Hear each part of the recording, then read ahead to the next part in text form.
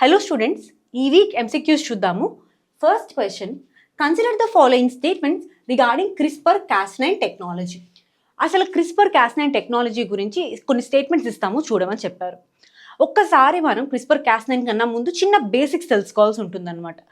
Human బాడీలో cells ఉంటాయి కదా, సెల్స్లో మన బాడీకి అండ్ హ్యూమన్స్కి సంబంధించినటువంటి జీనోమ్ అనేది ఎన్కోడ్ అయి ఉంటుంది. జీనోమ్ అంటే ఏంటి? DNA, వీటన్నిటిని మనం జీనోమ్ అంటాం అన్నమాట. సో సెల్లో ఏముంటుంది? జెనెటిక్ ఇన్ఫర్మేషన్, అదే జీనోమ్ ఉంటుంది. So genome composed of DNA, ఇవన్నిటిని మనం జీనోమ్ కింద చెప్తాం అనమాట. సో ఇప్పుడు ఈ డిఎన్ఏలో ఏముంటాయంటే 4 న్యూక్లియోటైడ్స్ ఉంటాయి. DNA అనేది ఒక డబుల్ హెలికల్ స్ట్రక్చర్.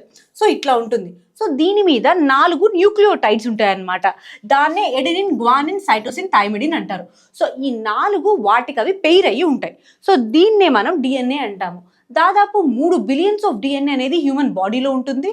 సో ఈ DNA వల్ల ఒక పర్సన్ యొక్క హెయిర్ ఏ కలర్ ఉంటుంది, లేదా స్కిన్ ఏ కలర్ ఉంటుంది, లేదా అనుకున్న హెల్త్ కండిషన్స్ ఉంటాయి కదా, డిసీజెస్. సో ఇవన్నీ కూడా ఈ DNAలో ఎన్కోడ్ అయి ఉంటాయి. సో ఇది DNA అంత vital part of the body, అంటే vital component of the cell or body అని చెప్పొచ్చు. మనకి ఎవల్యూషన్లో DNA చాలా సార్లు మార్పులు చెందిందనమాట. ఇది DNA గురించి మనం చూసుకున్నట్టయితే, ఒక్కసారి మనం ఈ CRISPR-Cas9 ఏంటి అనేది చూసుకుందాం. ఈ టాపిక్ని పక్క నుంచి DNA గురించి జనరల్గా బ్యాక్టీరియాస్ ఉంటాయి కదా, ఈ బ్యాక్టీరియాస్ని వైరస్ అనేది ఇన్ఫెక్ట్ చేస్తుంది. సో ఈ బ్యాక్టీరియా సెల్ని వైరస్ అనే దాన్ని ఇన్ఫెక్ట్ చేసినప్పుడు బ్యాక్టీరియాస్కి ఒక మెకానిజం ఉంటుందన్నమాట. అది ఏంటి అంటే, ఈ వైరస్కి సంబంధించినటువంటి ప్రోటీన్ని కోడ్ చేసుకుంటుంది. కోడ్ చేసుకొని Cas9 అనే ప్రోటీన్ ఉంటుంది కదా, అది అందులో DNAని కట్ చేస్తుంది అనమాట. బ్యాక్టీరియాలో ఉన్నటువంటి DNAని Cas9 కట్ చేస్తుంది. సో ఈ ప్రాసెస్ని మనం ఆర్టిఫిషియల్గా, అంటే హ్యూమన్స్ దాన్ని చూసుకొని నేర్చుకుందే మనం CRISPR-Cas9 టెక్నాలజీ. అంటే ఏదైనా సరే వైరల్ కోడెడ్ ప్రాబ్లం ఉందనుకోండి, అంటే DNA సీక్వెన్స్లో ఏదైతే ఇష్యూ ఉందో దాన్ని కట్ చేసుకొని మనకు కావాల్సినటువంటిది, అంటే ఏదైతే అడ్వాంటేజెస్గా ఉంటుందో దాన్ని పెట్టుకోవడమే CRISPR-Cas9 టెక్నాలజీ. మనం చూసుకున్నట్టయితే ఒక్కసారి మనం స్టేట్మెంట్స్ చూద్దాము. ఫస్ట్ స్టేట్మెంట్ ఏంటి? CRISPR-Cas9 is a gene editing tool that allows scientists to alter DNA sequences in organisms. మనం ఇందాక చెప్పాం కదా, దీనివల్ల హ్యూమన్ బాడీలో కానీ ఏ ఆర్గానిజంలో అయినా కానీ కొంత పార్ట్ ఆఫ్ ద ఆర్గానిజంని మనం ఆల్టర్ చేయొచ్చు. సో ఫస్ట్ స్టేట్మెంట్ అనేది కరెక్ట్. సెకండ్ ఏంటి? CRISPR-Cas9 relays on natural defence mechanisms found in certain bacteria. ఏమంటున్నాడు? మనం ఇందాక చెప్పుకున్నాం, సర్టైన్ బ్యాక్టీరియాలో మనం ఇది న్యాచురల్గానే చూస్తాము.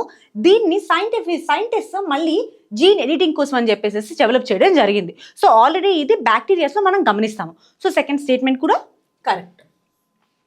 థర్డ్ స్టేట్మెంట్ ఏంటి? CRISPR-Cas9 can be used in medical research, agriculture, biotechnology.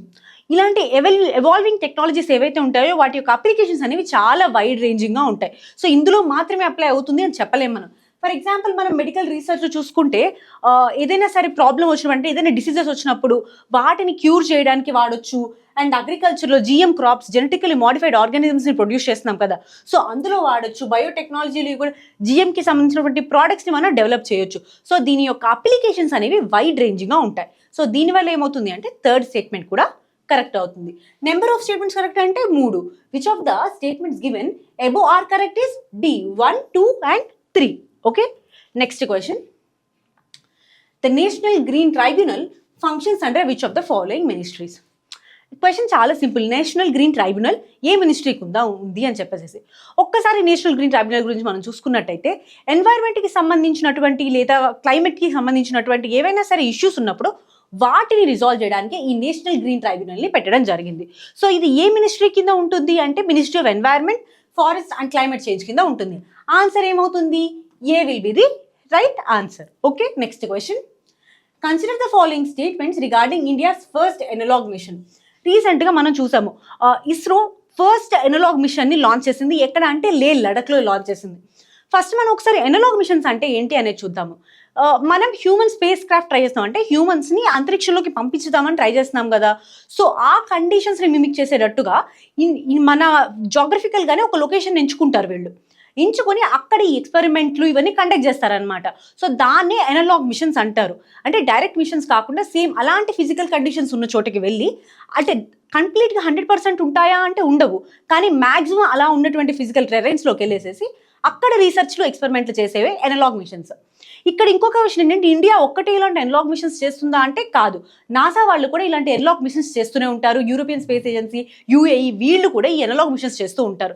చాలా స్పేస్ ఏజెన్సీస్ ఈ ఎనలాగ్ మిషన్స్ చేస్తాయి. కానీ ఇండియాలో మాత్రం ఇది మొదటిసారిగా లడఖ్లో చేయడం జరిగింది. ఒక్కసారి ఫస్ట్ స్టేట్మెంట్ చూద్దాం. ISRO launched first analog mission in Ladakh. First statement అనేది కరెక్ట్. ఫస్ట్ మిషన్ లడఖ్లోనే లాంచ్ చేయడం జరిగింది. సెకండ్ స్టేట్మెంట్ ఏంటి? This mission stimulates interplanetary living conditions to understand the challenges of astronauts may face in space habitats. So ఫిజికల్గా అక్కడ ఎన్వైరన్మెంట్ని mimic చేస్తాము అని చెప్పాం కదా. ఇలా ఫిజికల్గా మిమిక్ ముందే చేసినట్టయితే ఆస్ట్రోనమర్స్ స్పేస్లోకి వెళ్ళిన తర్వాత వచ్చే ప్రాబ్లమ్స్ ఉంటాయి కదా, వాటిని ముందుగానే ప్రిడిక్ట్ చేసి ఆ ఛాలెంజెస్కి మనం ఒక సొల్యూషన్ కనుక్కోవచ్చు. సో సెకండ్ స్టేట్మెంట్ కూడా కరెక్ట్ ఆన్సర్. థర్డ్ ఏంటి? This mission is part of India's ambitious human space craft including the Chandrayaan 4 programme. Chandrayaan 4 programme అంటున్నారు, ఇక్కడ హ్యూమన్ స్పేస్ క్రాఫ్ట్ అంటున్నారు. ఇక్కడ ఈ స్టేట్మెంట్లో మీరు చూసుకుంటే హ్యూమన్ స్పేస్ క్రాఫ్ట్ అంటే ఏంటి? హ్యూమన్స్ని అంతరిక్షంలో పంపించడాన్ని హ్యూమన్ స్పేస్ క్రాఫ్ట్ అంటాము. కానీ చంద్రయాన్ మిషన్లో ఏం చేస్తారు? ఇది లూనార్ ఎక్స్ప్లోరేషన్ మిషన్, అంటే చంద్రుడి మీద ఎక్స్ప్లోర్ చేసే mission. So human space craft కోసం ఉన్న మిషన్ పేరేంటి? గగన్యాన్ మిషన్ మనకు ఉన్నది. సో థర్డ్ స్టేట్మెంట్ అనేది తప్పు అవుతుంది. Number of statements correct 1 and 2. Answer ఏమవుతుంది? Answer will be A 1 and 2.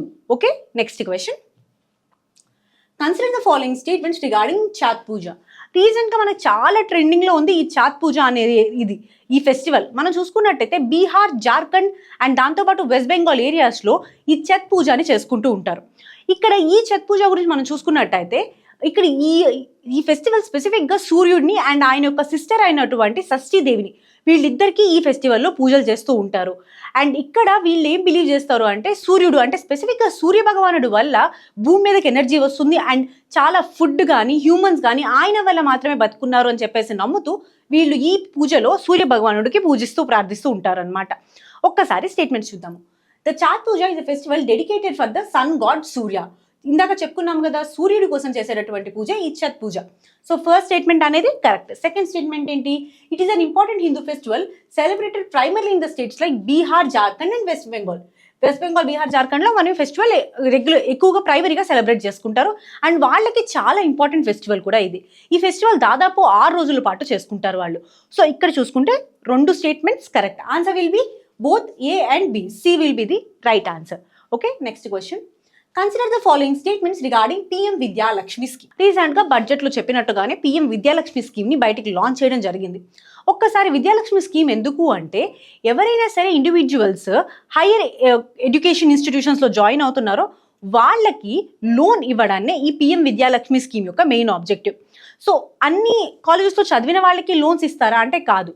కానీ 860 కాలేజెస్ హైయర్ ఎడ్యుకేషనల్ ఇన్స్టిట్యూషన్స్ ఉంటాయి కదా, అది కూడా NIRF ర్యాంకింగ్లో ఉన్నవి, వాటికి మాత్రమే ఇస్తారు. దాంతోపాటు స్టేట్ గవర్నమెంట్ కూడా కొన్ని ఇన్స్టిట్యూట్స్ని ఇంక్లూడ్ చేసుకోవచ్చు ఇందులో. ఎంత లోన్ ఇస్తారు అంటే 7.5 lakhs వరకు ఇందులో లోన్ కింద ఇస్తారు. ఇది పిఎం విద్యాలక్ష్మి స్కీమ్. ఒక్కసారి స్టేట్మెంట్స్ చూద్దాము. The PM Vidyalakshmi scheme provides collateral free and guarantee free loans to the students. మనం ఇందా చెప్పుకున్నాం కదా, స్టూడెంట్స్కి కొలేటరల్స్తో సంబంధం లేకుండా, గ్యారంటీతో సంబంధం లేకుండా లోన్స్ ఇస్తారు. ఇది వాళ్ళ కోర్స్ ఫీజుకి కానీ లేదా కోర్స్కి సంబంధించినటువంటి ఎక్స్పెండిచర్ ఉంటుంది కదా, ఖర్చులు, వాటికి పనికొస్తుంది. సో నెక్స్ట్ ఏంటి? అందరు స్టూడెంట్స్కి ఇస్తారా అంటే కాదు, ఇక్కడ స్టూడెంట్స్కి కూడా ఎలిజిబిలిటీ క్రైటీరియా ఉంటుందండి. సెకండ్ స్టేట్మెంట్ ఏంటి? Under the scheme the loan amount can be up to 7.5 lakhs. ఇందా చెప్పుకున్నాం కదా, 7.5 lakhs వరకు లోన్ అమౌంట్ అనేది ఉంటుంది. సెకండ్ స్టేట్మెంట్ కూడా కరెక్ట్. ఎన్ని statements correct? C both 1 and 2. Okay, next question. Recently seen in the news LignoSat aims to. రీసెంట్గా మనం జపాన్ వాళ్ళు ఈ లిగ్నోసాట్ అనే శాటిలైట్ని లాంచ్ చేశారు. ఈ లిగ్నోసాట్ శాటిలైట్ యొక్క మెయిన్ సిగ్నిఫికెన్స్ ఏంటి అంటే దీన్ని వుడ్తో తయారు చేశారు. శాటిలైట్ని వుడ్తో తయారు చేయడం అనేది చాలా సైంటిఫికలీ ఇంట్రీగింగ్ థింగ్ అనమాట.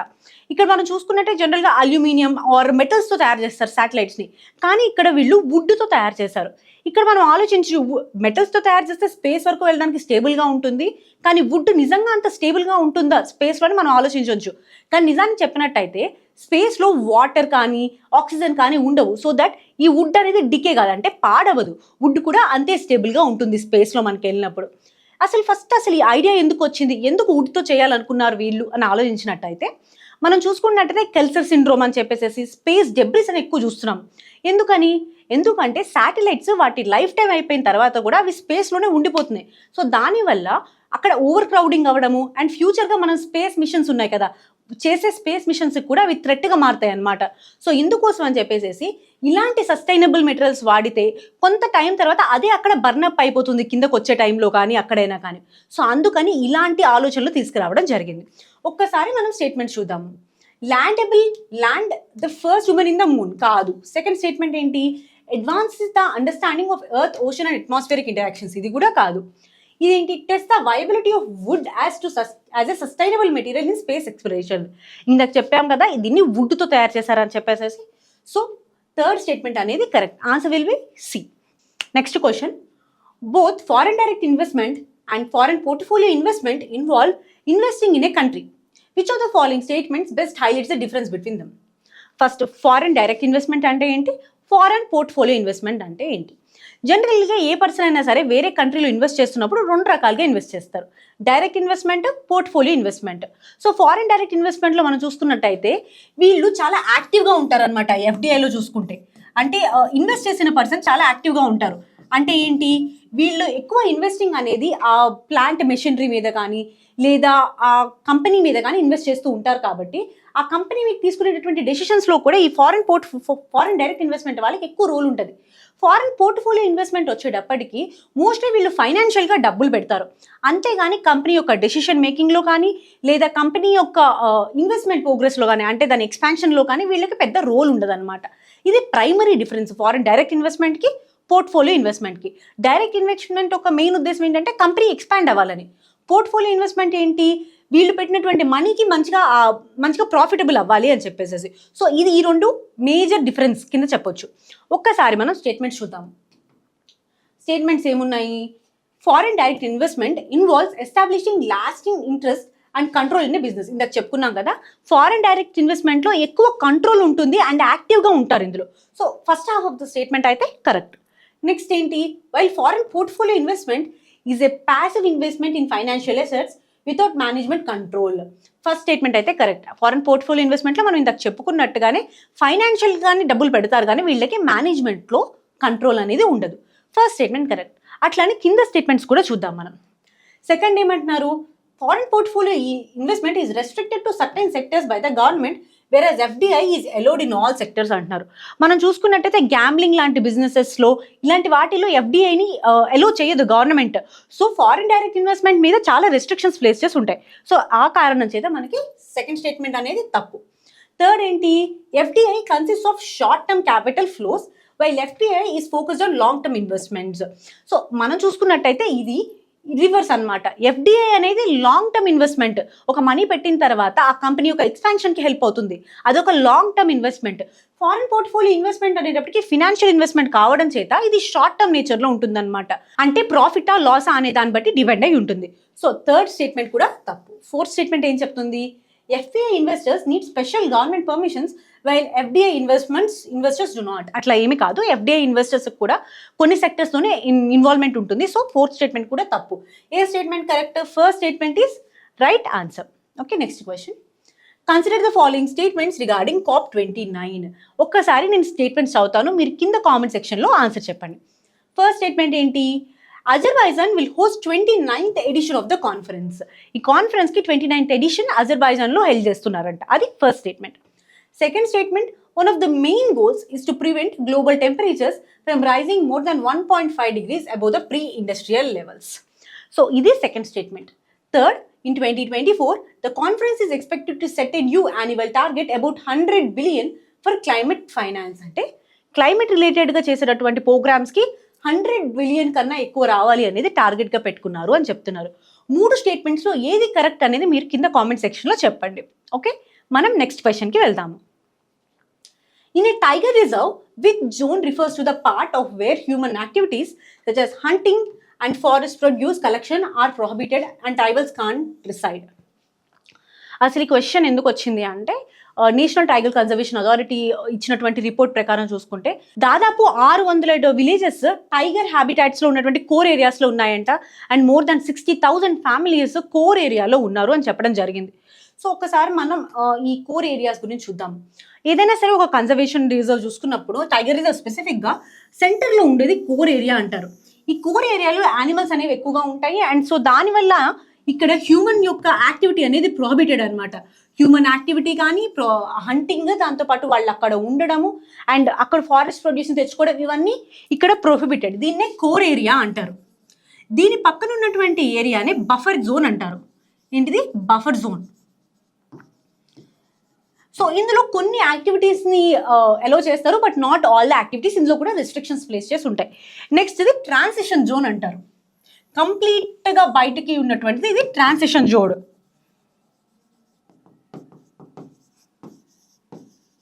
సో ఈ జోన్లో కొంతవరకు హ్యూమన్ ఇంటరాక్షన్స్ని, దాంతోపాటు ట్రావెలింగ్ లాంటి వాటిని అలో చేస్తారు కొంతవరకు. సో ఇప్పుడు క్వశ్చన్ ఏంటి అంటే, ఇది tiger reserve which zone refers to the part where human activities such as hunting, forest produce collection are prohibited. ఎక్కడ ప్రొహిబిట్ చేస్తారు? కోర్ జోన్లో ప్రొహిబిట్ చేస్తారు. So answer will be core zone. Answer is A. Okay, next question. LiDAR technology recently seen in news is primarily used for. ఒక్కసారి మనం లైడర్ కన్నా ముందు sonar గురించి తెలుసుకుందాం, రేడార్ గురించి తెలుసుకుందాం. అసలు రేడార్ టెక్నాలజీ అంటే ఏంటి? నార్మల్గా ఈ రేడార్ ఇలాంటి టెక్నాలజీస్లో ఒక ట్రాన్స్మిటర్ ఉంటుంది, ఒక రిసీవర్ ఉంటుంది. ఓకే, ఇది ట్రాన్స్మిటర్ అనుకోండి, ఇది రిసీవర్. ఈ ట్రాన్స్మిటర్ రేడియో వేవ్స్ని వదులుతుంది. ఏం వదులుతుంది? రేడియో. ఇది మనం ఇప్పుడు రేడార్ టెక్నాలజీ గురించి మాట్లాడుతున్నాం. ఓకే, రేడియో వేవ్స్ని వదులుతుంది. ఫర్ ఎగ్జాంపుల్ ఇందులో మనం ఒక రైన్ డ్రాప్ని తీసుకుందాం. ఒక రైన్ డ్రాప్ని మెజర్ చేయాలనుకుంటాం, ఇంటెన్సిటీ ఆఫ్ రైన్, దాని గురించి తెలుసుకోవడానికి. సో ఇందులో ఏమవుతుందంటే, ఈ రేడియో వేవ్స్ని ఇట్లా వదిలినప్పుడు ఇవి మళ్ళీ రిఫ్లెక్ట్ అవుతాయి, రిఫ్లెక్ట్ అయ్యి రిసీవర్ దగ్గరికి వెళ్తాయి అన్నమాట. సో ఇట్లా ఈ ఒక ఆబ్జెక్ట్ తాకి రిఫ్లెక్ట్ అయిన తర్వాత వాటి యొక్క ఇంటెన్సిటీని రిసీవర్ తెలుసుకుంటుంది. సో ఈ తెలుసుకొని దాని యొక్క ఇంటెన్సిటీ ఏంటి అనేది చెప్తుంది. అదే రేడార్ టెక్నాలజీ. రేడార్లో ఏంటి? రేడియో వేవ్స్ని యూజ్ చేస్తారు. సోనార్ టెక్నాలజీలో ఏం యూజ్ చేస్తారు? అల్ట్రాసౌండ్ వేవ్స్ యూజ్ చేస్తారు. ఇప్పుడు మనం ఇక్కడ లైడార్ టెక్నాలజీ గురించి చూద్దాం. ఇక్కడ లేజర్ లైట్ని వాడతారనమాట లైడర్ టెక్నాలజీలో.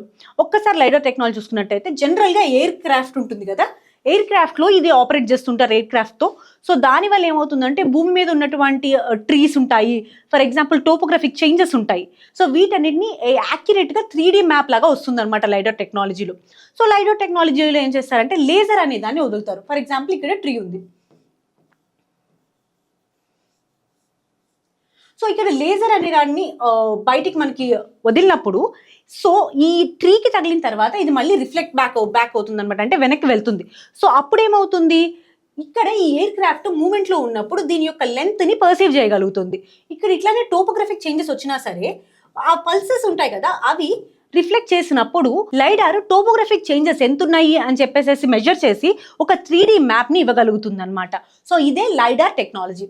ఒక్కసారి క్వశ్చన్ చూద్దాం. Lidar technology recently seen in the news is primarily used for. ఎందుకు యూజ్ చేస్తారో లైడార్ టెక్నాలజీ అని క్వశ్చన్.